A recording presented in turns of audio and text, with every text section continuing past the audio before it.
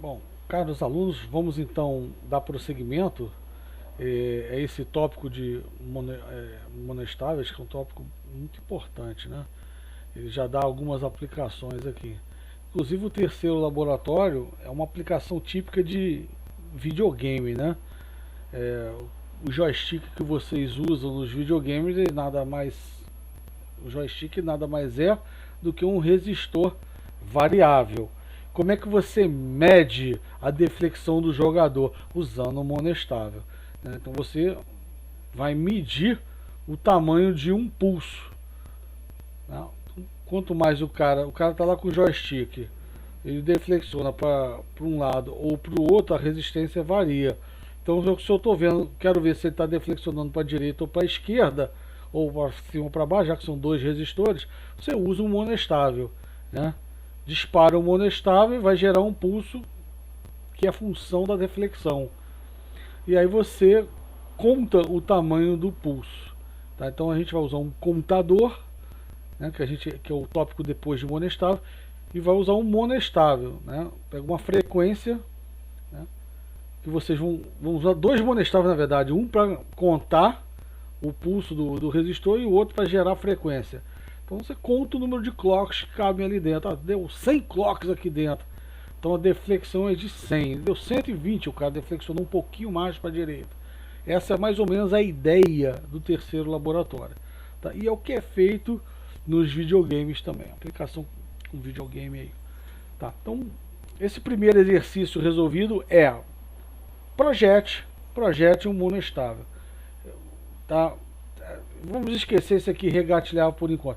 Vamos fazer um monestável geral e depois a gente vê qual a diferença entre um que a gente tem que fazer no projeto para ser regatilhável ou para ser não regatilhável, tá? Ele diz que é para usar um flip-flop D, tá? Um flip-flop D, para usar um buffer tri-state, dois comparadores analógicos. Bom, comparador analógico, comparador digital 7485 é maior, menor ou igual. O analógico não, ou é maior ou menor. Ou é 0.000001 volt maior ou menor. Tá? Se vocês lembrarem, lá no capítulo 2 de famílias lógicas, família SL, você bota dois transistores com emissores acoplados, ele funciona como comparador analógico. Lembra? A maior tensão de base vai forçar a saída. Tá? Então, mais ou menos o princípio da família SL lá no capítulo 2. Mas pra gente aqui, pode ser um amplificador operacional, alguma coisa que funcione como comparador analógico. Né? E óbvio, o nosso resistor e o nosso capacitor. Tá? Eu já vou aqui rascunhar, botar aqui a solução e vou explicar. Né? No quadro eu gosto de fazer devagarzinho, tá? Gosto de fazer devagarzinho. Eu vou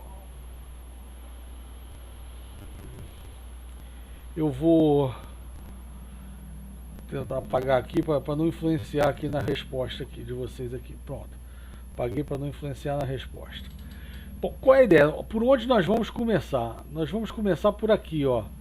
Vamos começar por esse buffer aqui. A gente vai usar um flip-flop para quando der o gatilho, quando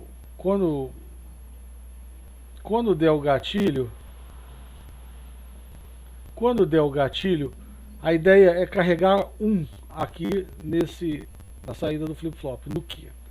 E esse 1 vai habilitar esse buffer de tal forma que este VCC encha esse capacitor de carga.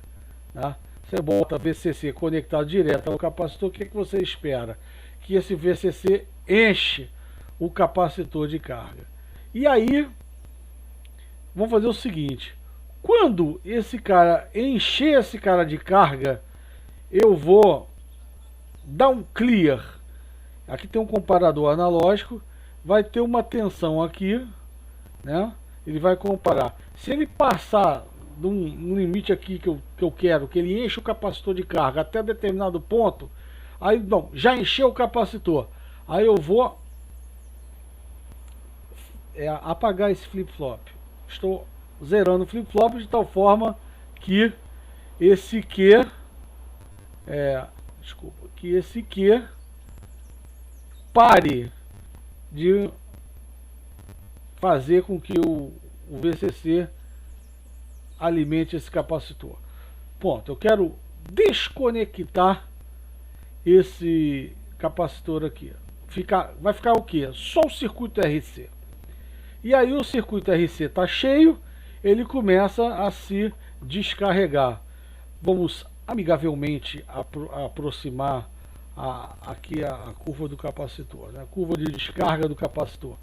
Vamos amigavelmente aproximar essa curva a uma reta, tá? Série de Taylor primeira ordem, pronto.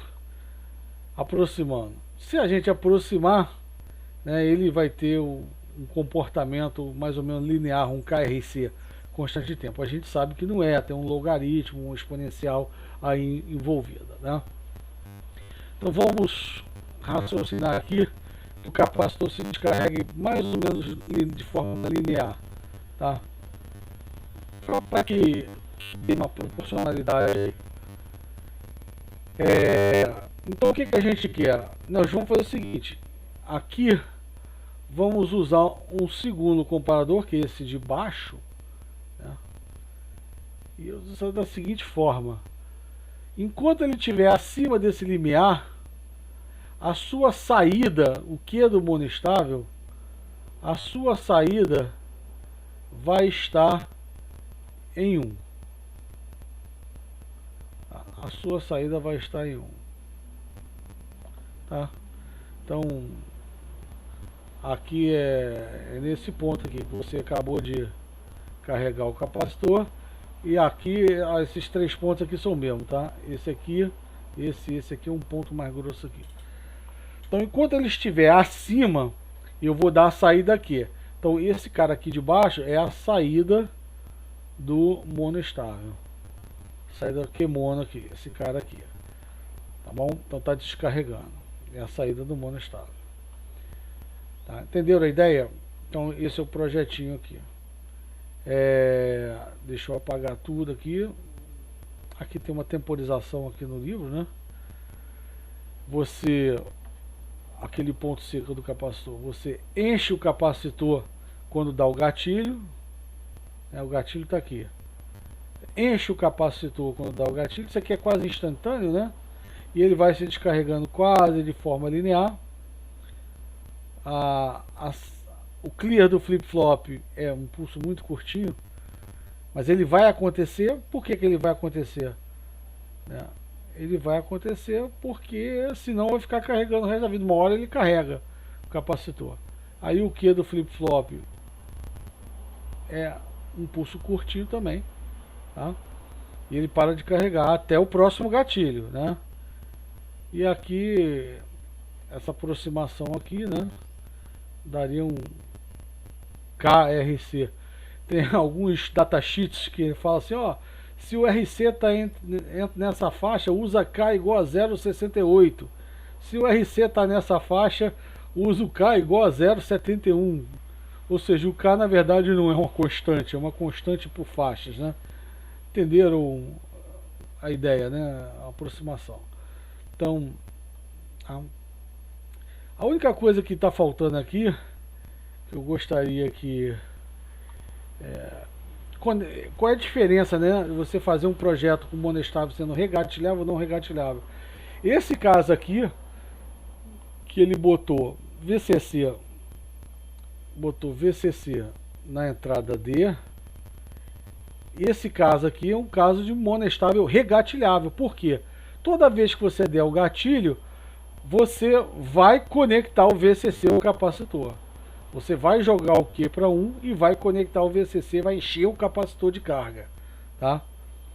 G igual a 1, o 1 é copiado para o Q, né? Sempre, né? Então, regatilhável por causa disso. Ele vai recomeçar a contagem a partir desse ponto. E o que eu deveria fazer para desprezar os gatilhos enquanto esse pulso Q-mono fosse 1?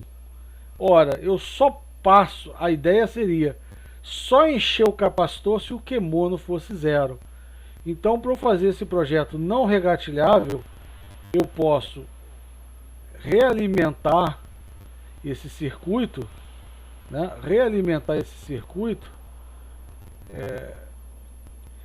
de tal forma que eu boto o inversor aqui, tá mal desenhado pra caramba, mas é o que temos por hoje, essa ferramenta de desenho. E ao invés de botar VCC, a gente liga o Kemono barra, não é? Aí isso transformamos o nosso projeto de regatilhável para não regatilhável. Ou seja, eu só vou encher o capacitor, eu só vou encher esse capacitor aqui se o Kemono for 0. Aí inverte, vira 1. Tá? Então esse aqui é o projeto. É claro que o projeto tem que dar uma adaptada, porque aqui não liga até o terra, tá? Então isso aqui porque o R tá ligado a VCC. Isso aí, aqui é um monestável, tá? Agora, então, projetinho, então aqui que eu falei para vocês aqui do Kemono, desenho aqui com o inversor, tá? Esse exercício resolvido aqui eu vou colocar vou dar um pause aqui e vou colocar num vídeo à parte aqui, tá bom? Então, forte abraço, fica com Deus.